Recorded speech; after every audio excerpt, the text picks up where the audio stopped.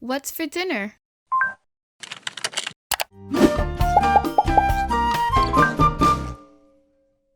Hey everyone, I'm Chef Z and welcome back to my channel, Chef Z Cooks. Today I'm going to be showing you how to make an easy ropa vieja. Now you're probably wondering, Z, how on earth can we make ropa vieja way easier? Now listen, I took one of my all-time favorite Cuban recipes and I freestyled it to include fewer ingredients and less cook time. Now you heard that correctly. Yes, this dish is going to be easier to make with a lot less ingredients. Now let me tell you guys something. Just like you guys, I'm busy and I don't always want to fuss in the kitchen for hours on end. And one of my all-time favorite things to eat in life is ropa vieja with mango. And I don't always have the time to tenderize the brisket or whatever kind of meat I'm using to make this shredded beef dish. So what I've been doing lately is actually making it in my pressure cooker. Now there are some tweaks and kinks that you kind of have to work out because honestly, pressure cooked meat, if not cooked correctly, can just taste like boiled meat. And who wants that? Because that's not tasty. However, if you follow all of my tips and tricks throughout the video, you're going to have a ropa vieja dish that is truly out of this world. Let's go ahead and get started. Ropa vieja is one of my all-time favorite dishes, so over the years I have actually changed my recipe just a bit to eliminate all of the processed ingredients and make it a little bit cleaner. Not only that, but I've also altered this recipe to make it super quick, but don't worry because we won't be losing out on any flavor. We're going to start off by seasoning our brisket with some mashed garlic. Now do keep in mind that you can use different cuts of meat other than brisket.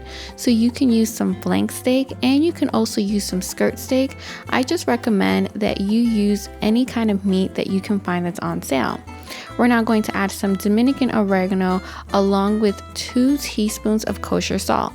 Now this is a dish that you will have to season as you go, but don't worry because you can definitely alter it and season it to your taste. We're now going to add some black pepper along with some freshness, and I'm going to be adding some lime. Now I should mention that I am using grass-fed brisket, which can be hard to find, but I find that you can typically get it at Whole Foods or even Costco. You just have to be on the lookout for it. We're now going to add some oranges, and you guys know that anytime I make any Cuban recipe here on my channel, I like to incorporate some sour oranges. Now I'm making my own by using 1 part lime and 1 part orange. If you don't want to use sour oranges, feel free to only use limes and this dish will still taste amazing. We're going to mix everything until it's well combined, and then we're going to let it sit and marinate for at least 20 minutes. But if you wanted to let it marinate for a little bit longer, that's totally fine. We're now going to set up our pressure cooker, but before we put it to pressure cook, I'm actually going to saute and brown the meat.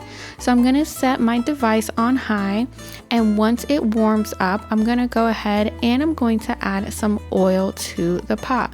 Now, whatever device you have will work. Just try and match the settings as closely as you can to mine. We're now going to add the brisket into the pot. Now you don't want to overcrowd the pot whenever you are browning the meat. So if you have to brown it in batches, that's totally fine. As you can see, my pressure cooker is pretty hefty, so I was able to brown everything in one go. We're now going to mix it and just make sure that everything is browning evenly on all sides. I will say that if your pressure cooker does not have a saute function, you can definitely do this portion on the stove. We're now going to add the remaining marinade to the meat along with a little bit of water. Now we're only going to add a little bit of water because the meat is actually going to release its own juices as it pressure cooks, and we're going to be using that liquid to build flavor later on. We're now going to place the lid on our pressure cooker, making sure that it's in the sealed position. And now we're going to place our pressure cooker on high for 45 minutes. Now again, just try and match the settings to your device as closely as you can to the one that you see here. And after 45 minutes, the meat is going to be done, and it's up to you if you want to let the pressure release naturally or if you want to open the valve like I'm doing right here. But you definitely want to be careful because that steam can be a little bit hot. We're now going to remove the lid and we're going to take out the meat and we're going to place it into a bowl. Now do not, and I repeat, do not throw out that liquid because that liquid is actually gold and it's going to help develop flavor later on once we cook it on the stove.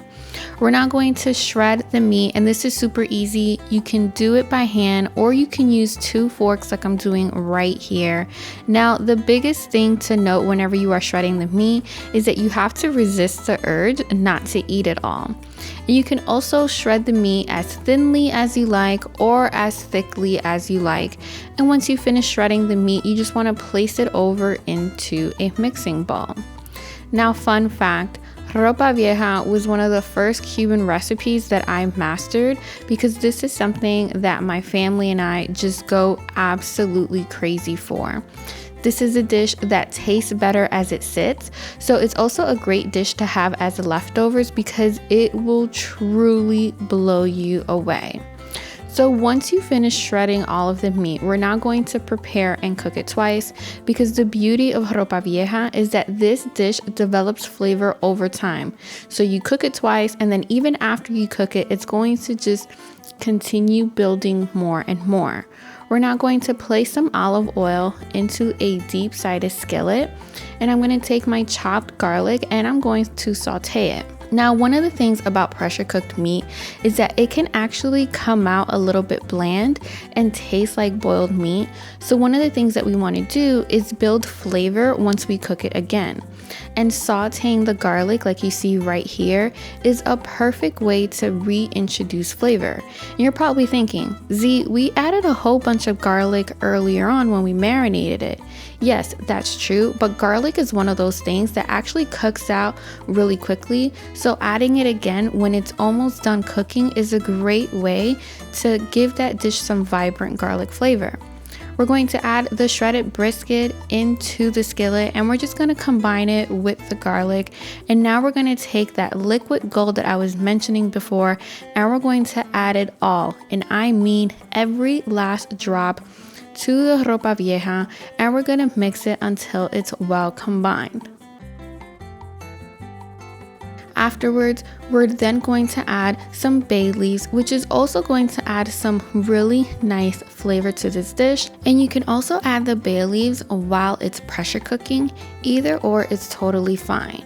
We're now going to create a little well in the center, and now we're going to add the tomato paste, and we're just going to very gently work it into the meat using the liquid to help us along. Now it's totally up to you. You can just use tomato paste or you can also use tomato sauce. Either or is totally fine.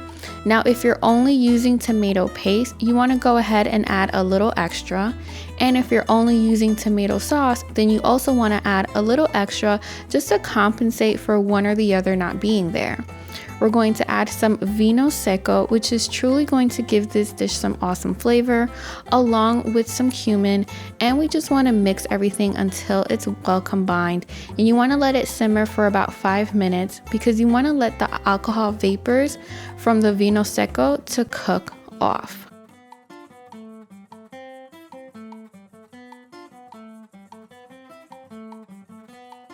And afterwards, we're going to add some diced Spanish olives. Now, if you're not a fan of olives, feel free to omit. We're going to add some sliced onions along with some sliced red and green peppers to give this dish more color and more flavor. Now, it's up to you. You don't have to use both, but I always eat with my eyes as well. So anytime I can infuse more color, I always take the opportunity. We're going to mix everything until it's well combined, and you want to let it simmer for another 2 to 5 minutes. I personally like to leave my onions and my peppers with a little bit of crunch. We're now going to finish it off by adding some chopped cilantro for more vibrant flavor into this dish. And then we're going to go ahead and we're going to actually let this sit and rest for about 20 minutes before serving. So there you guys have it. This is my easy ropa vieja recipe that I make in a pressure cooker. Comment down below and let me know if you have any questions. And until next week, I'm Chef Z y buen provecho. Thank you so much for watching today's video. Don't forget to subscribe and click that bell so that you're always notified each and every single time I post an all-new video. And if you need some inspiration on what to cook next, go ahead and click right here.